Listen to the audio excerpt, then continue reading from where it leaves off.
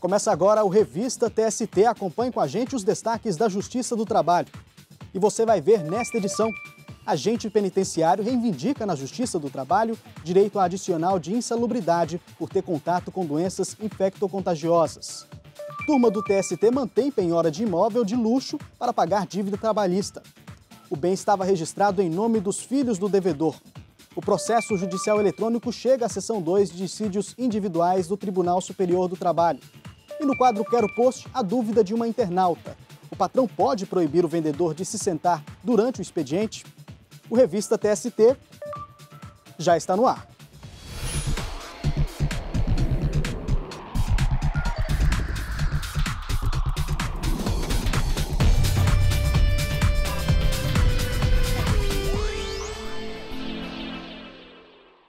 A seção 1 de dissídios individuais do TST julgou um caso que discutiu se agentes penitenciários teriam direito ao adicional de insalubridade por terem contato direto com doenças infectocontagiosas. Os ministros tiveram entendimentos diferentes sobre o assunto. O resultado você vê agora na reportagem. Um agente penitenciário do estado de Santa Catarina procurou a Justiça Trabalhista pedindo o direito ao adicional de insalubridade. Ele relatou que revistava os presos, as celas, checava as fossas onde os dejetos eram jogados e ainda tinha contato com os presos doentes, tudo para manter a segurança e garantir que não ocorressem fugas do local. O trabalhador alegou que o caso dele se enquadraria no anexo 14 da norma regulamentadora número 15 do Ministério do Trabalho, que lista atividades que envolvem agentes biológicos e garante o adicional de insalubridade em grau máximo, se houver contato permanente, por exemplo, com pacientes em isolamento por doenças infectocontagiosas, bem como objetos não esterilizados usados por esses pacientes. Em primeira instância, o entendimento foi que o adicional é devido em grau máximo, já que o trabalhador tinha contato com agentes biológicos sem equipamentos de proteção individual adequados. A empresa recorreu, mas o Tribunal Regional do Trabalho catarinense manteve a sentença. O caso chegou, então, à terceira turma do Tribunal Superior do Trabalho. Os ministros, no entanto, não aceitaram o recurso com base na súmula 126, que veda o reexame de fatos e provas. A empresa recorreu, então, à seção 1 de dissídios individuais. Em sessão realizada em novembro de 2015, o relator do caso na SDI1, ministro Aloísio Correia da Veiga, teve um entendimento diferente do julgamento nas instâncias anteriores e avaliou que, como o contato com os presos e com possíveis doenças não era permanente, o recurso da empresa deveria ser aceito, tirando a obrigação do pagamento de adicional de insalubridade. Nesse caso, os agentes prisionais, como aqueles agentes da Fundação Casa, cuja o recinto seja composto por, eventualmente, portadores de doenças infectos contagiosas, é preciso que nós oficiemos até a própria Organização Mundial de Saúde, de modo a que eles estão em regime de pacientes que deveriam estar em regime de isolamento em contato permanente, sem qualquer tratamento especial. O julgamento foi suspenso e retomado em abril deste ano, com o voto do ministro José Roberto Freire Pimenta, que abriu divergência. Para ele, o fato de a perícia apontar que o local de trabalho era insalubre e que o contato que o trabalhador tinha com os presos era um risco, faz que o adicional seja devido ao empregado. Com base em todos os elementos constantes dos autos, de que havia, sim, o contato habitual do reclamante com presos enfermos nos termos das normas regulamentares citadas, sua atividade, portanto, pode e deve ser considerada insalubre, sendo devido a ele o pagamento do respectivo adicional. O ministro Augusto César Leite de Carvalho acompanhou a divergência. O adicional de insalubridade não tem como objetivo evitar ou tratar de forma diferenciada em função do local em que se presta o serviço, né? O objetivo é visivelmente, inquestionavelmente, o de compensar pelo trabalho que expõe o empregado ao agente químico, físico ou biológico que é nocivo à saúde dele, trabalhador. Já o ministro Márcio Eurico Vitral Amaro acompanhou o voto do relator pelo não pagamento do adicional. Eu entendo também que o estabelecimento prisional, por si só, não pode ser equiparado aos estabelecimentos que tratam da saúde humana. Então, não há insalubridade. Eu acompanho o eminente relator. Também acompanharam o voto do relator os ministros Brito Pereira, Renato de Lacerda Paiva e Emanuel Pereira. Dessa forma, por maioria, os ministros aceitaram o recurso da empresa e decidiram pelo não pagamento do adicional de insalubridade ao agente penitenciário. E a seção 2 de dissídios individuais também teve julgamento de destaque. O processo julgado envolveu a dispensa de um empregado público aprovado em concurso. Quem tem mais detalhes para a gente é a repórter Gisele Mourão. Olá, Gisele. Olá, Anderson. A seção 2 de dissídios individuais julgou o caso de um empregado público aprovado em concurso no município de Cariús, no Ceará, dispensado por irregularidades na contratação. De acordo com o processo, o candidato aprovado em concurso público realizado em 2006 foi contratado em 23 de dezembro de 2008. Como não foi comprovada a necessidade de pessoal e nem havia previsão orçamentária da despesa correspondente, o trabalhador foi demitido em 2 de janeiro de 2009, mas sem que fosse realizado processo administrativo. Na SDI 2, os ministros analisaram se a demissão seria válida ou se o empregado regido pela CLT teria direito à estabilidade. Veja como foi o julgamento na reportagem. O município entrou com recurso depois que o Tribunal Regional do Trabalho do Ceará declarou a nulidade da dispensa do trabalhador e determinou a reintegração dele ao emprego. De acordo com o processo, o candidato aprovado em concurso público realizado em 2006 foi contratado somente em dezembro de 2008, já no fim da gestão do prefeito da época, que não havia sido reeleito. Para o regional, como não foram comprovadas a necessidade de pessoal e nem a previsão orçamentária da despesa correspondente, houve ofensa ao princípio da moralidade administrativa. A demissão, no entanto, ocorreu sem a realização de processo administrativo, o que teria comprometido o direito ao contraditório e à ampla defesa do trabalhador. No recurso em ação rescisória analisado pela seção 2 de dissídios individuais, pelo qual tenta desconstituir a decisão já transitada em julgado, o município alegou que a irregularidade da contratação foi constatada em auditoria realizada pelo município, por isso a dispensa era válida. O relator do caso na SDI 2, ministro Douglas Alencar Rodrigues, explicou que, mesmo se tratando de empregado admitido pelo regime da CLT, há precedentes do Supremo Tribunal Federal que consideram imprescindível a observância do contraditório e da ampla defesa em procedimento administrativo na hipótese de dispensa de empregados públicos. Nesses precedentes se consagra a tese de que a ausência deste processo ou procedimento administrativo prévio nulificava o ato administrativo de rescisão do contrato. O ministro Barros Levenhagen concordou que a dispensa deveria ser anulada devido à falta de processo administrativo. O ministro apenas pontuou sobre a determinação de reintegrar o empregado, sugerindo que, em vez de ser reintegrado ao emprego, o empregado fosse readmitido, uma vez que o município poderá dispensar o empregado se o processo administrativo comprovar que houve irregularidade na contratação. Ficando, de qualquer forma, garantido àquele município de Cariús o direito de renovar a sua dispensa, observada a exigência do assinalado e prévio procedimento administrativo. O ministro Renato de Lacerda Paiva sugeriu ainda que, em vez de determinar a readmissão, o contrato de trabalho fosse restabelecido, ou seja, que os efeitos do julgamento ocorressem de forma retroativa. Eu, particularmente, preferia até usar o outro termo. Eu diria que o despedimento é nulo, restabelecendo-se o contrato de trabalho para todos os efeitos. Porque o conceito de readmissão, eu tenho dificuldade de inferir esse conceito com efeitos ex tunc. A ministra Maria Helena Malman concordou com a sugestão feita pelo ministro Renato. Tanto a reintegração pode dar a conotação que Vossa Excelência observou, de que haveria estabilidade, mas a readmissão, ministro Levenhagen, só em termos de reflexão, ela dá também a impressão de que é um novo contrato, quando, na verdade, nós não estamos aqui a reconhecer o novo contrato, mas simplesmente restabelecendo as condições anteriores. O relator concordou com as sugestões dos ministros e votou pela nulidade do ato de demissão para que o contrato de trabalho fosse restabelecido.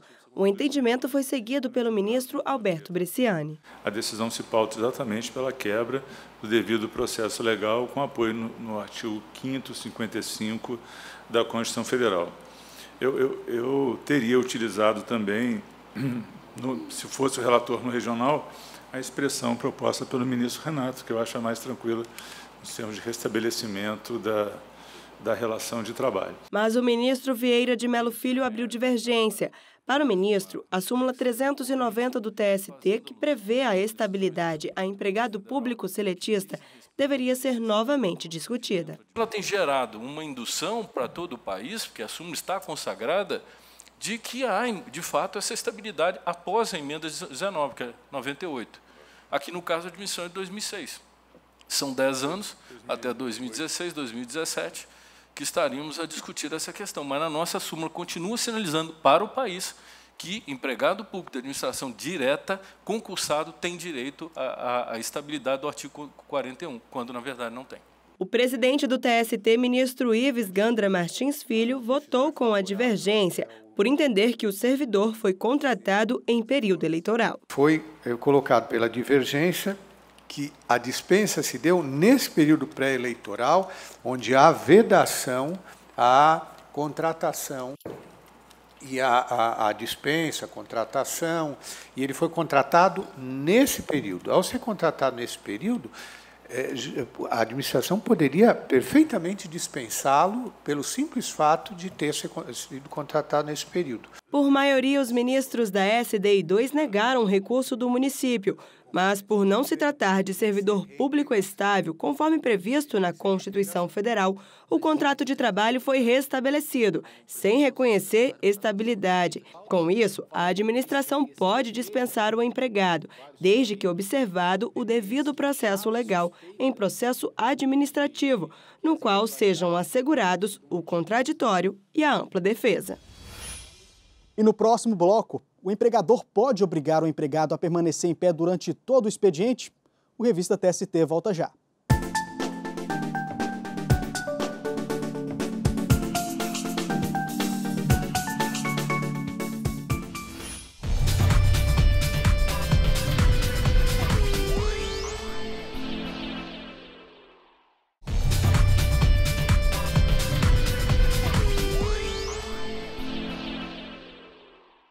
O Revista TST está de volta. Vamos ver o que foi destaque nas turmas do tribunal.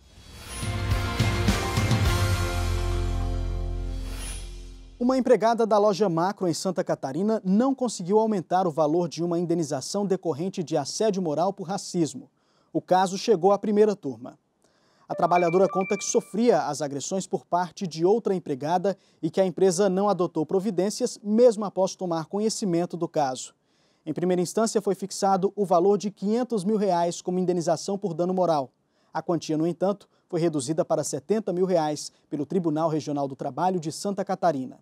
A trabalhadora recorreu, mas o agravo de instrumento foi negado pela primeira turma do TST. Para o relator, ministro Valmir Oliveira da Costa, o valor fixado pelo regional atendeu o princípio da razoabilidade. E a segunda turma condenou o Distrito Federal a pagar a um motorista de uma antiga empresa pública diferenças salariais decorrentes de progressões horizontais de antiguidade, que não foram concedidas por falta de dotação orçamentária. Segundo o trabalhador, o benefício não foi concedido de 1995 a 2002, nem de 2004 a 2012. Os ministros entenderam que o motivo alegado pelo Distrito Federal não é válido, já que no caso de antiguidade, basta que o empregado cumpra o requisito temporal para ter direito à progressão funcional. A decisão foi unânime. E na quinta turma ficou afastado o dano moral coletivo em caso que envolveu revista aleatória de bolsas e sacolas em fábrica da Unilever. Para o Ministério Público do Trabalho, ao revistar sacolas e mochilas de empregados, a fábrica Unilever violou a intimidade dos trabalhadores.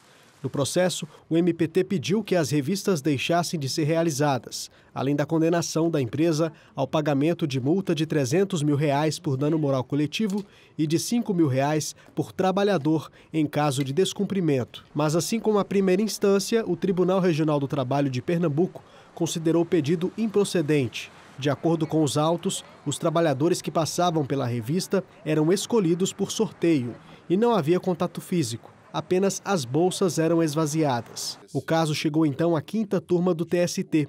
Com base na jurisprudência do tribunal, o relator ministro Guilherme Caputo Bastos negou o recurso do Ministério Público do Trabalho. A jurisprudência de escolher o Tribunal Superior do Trabalho inclina-se no sentido de que a revista em objetos pessoais, bolsas e sacolas dos empregados da empresa, realizada de modo impessoal, geral, sem contato físico ou exposição de sua intimidade, não submete o trabalhador a situação vexatória ou caracteriza humilhação, vez que decorre do poder diretivo, fiscalizador, do empregador, revelando-se ilícita a prática desse ato. E, aqui louvando-me precedentes, eu não conheço do recurso de revista. A decisão foi unânime.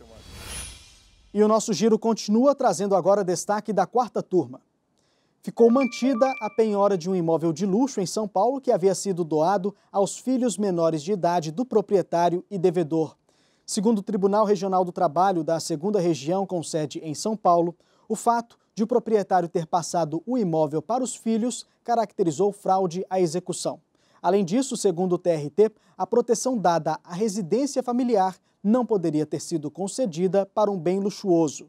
Ao julgar o recurso do devedor ao TST, a relatora do caso, desembargadora convocada Silene Amaro Santos, destacou que o TRT não adotou de forma clara a tese do direito à moradia e, por isso, o recurso não poderia ser aceito.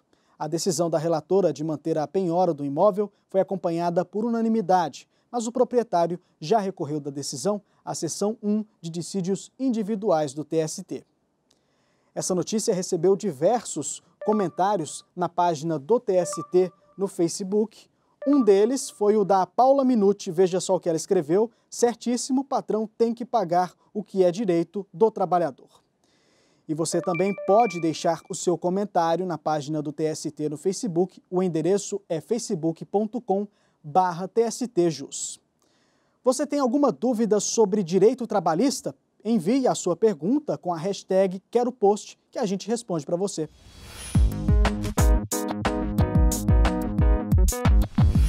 A dúvida que chegou para a gente pelo Facebook é da Ana Carolina e ela diz o seguinte: trabalho em uma loja como vendedora e minha chefe não me deixa sentar durante o expediente. Ela pode fazer isso? A resposta a gente confere agora na reportagem. 8 horas por dia andando de um lado para o outro. A vendedora Lou Rayane fica o tempo todo assim.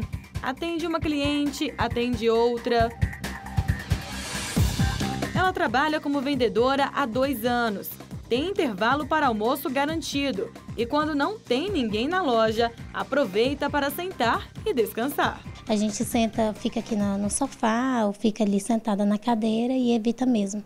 Fica até melhor para a gente atender com mais ânimo. Antes de trabalhar como vendedora, Lou Rayane prestou serviços como despachante em um hospital. Sempre que chegava alguém de ambulância, ela encaminhava para a área responsável. Mas mesmo quando não havia nenhum paciente, ela era obrigada a ficar em pé durante a jornada de 8 horas. Eu andava muito e ficava muito tempo em pé, então eu chegava em casa, estava com muitas dores, cansada. É muito ruim. A atual patroa dela entende a importância de sentar e descansar um pouco durante o serviço. Isso ajuda a evitar doenças. Por isso, a proprietária também reveza com as vendedoras na hora do atendimento. Tem hora que a loja está lotada de gente, então a gente trabalha bastante, é de pé mesmo, é cansativo. Só que no momento que a gente está assim mais tranquila, que não tem movimento na loja, a gente senta, descansa, reveza. Mas quantas vezes não ouvimos por aí que empregados são proibidos de sentar durante o horário de trabalho? E a pergunta que fica é: isso é permitido? A Constituição garante que o empregador deve fornecer um meio ambiente de trabalho adequado ao trabalhador, para que ele tenha as condições de saúde, de higiene corretas e incluindo a questão ergonômica.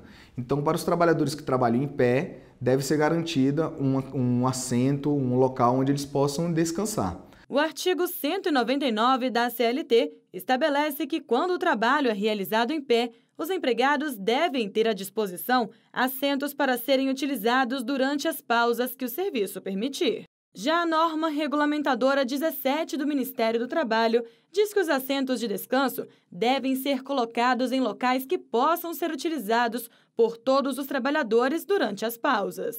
Mas nem todas as empresas cumprem o que determina a lei. Em 2014, a segunda turma do TST julgou um caso em que uma trabalhadora adquiriu uma doença ocupacional por trabalhar o tempo todo em pé. Ela era auxiliar de produção de uma indústria avícola do Paraná e, depois de desenvolver um problema na coluna, pediu na Justiça indenização. O Tribunal Regional do Trabalho do Paraná havia mantido o valor da condenação de R$ 5.000 imposta pela primeira instância. A decisão foi com base em laudo pericial que comprovou a redução de 25% da capacidade de trabalho. O regional entendeu que a empresa não apresentou provas de que adotava medidas para reduzir os riscos no local de serviço. No TST, os ministros da segunda turma aumentaram o valor da indenização para R$ 15.000. Foram levados em conta a extensão do dano causado, o grau de incapacidade do trabalhador, a culpa e o porte da empresa. No próximo bloco, mais destaques da Justiça Trabalhista.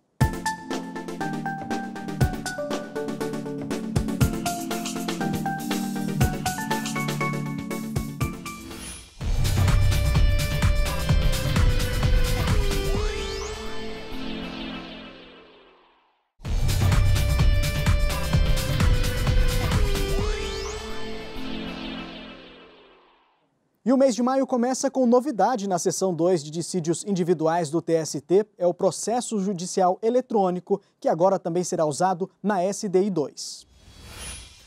Depois de chegar à presidência do TST, agora é a vez da seção 2 de dissídios individuais receber o processo judicial eletrônico.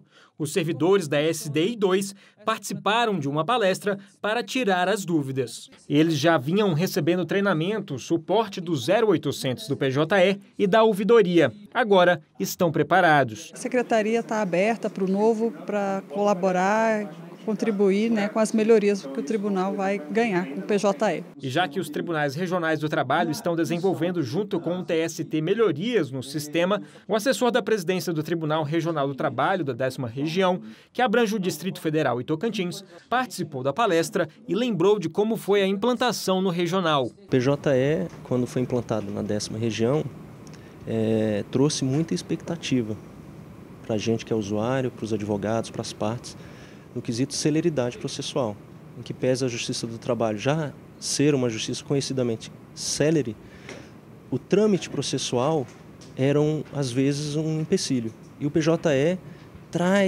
trouxe essa vantagem. Para ele, a implantação do PJE no TST será mais fácil. O TST já tem uma cultura de processo eletrônico prévio, já tem muitos sistemas agregados. Então, eu acho que porque o que pesou mais foi a mudança de cultura.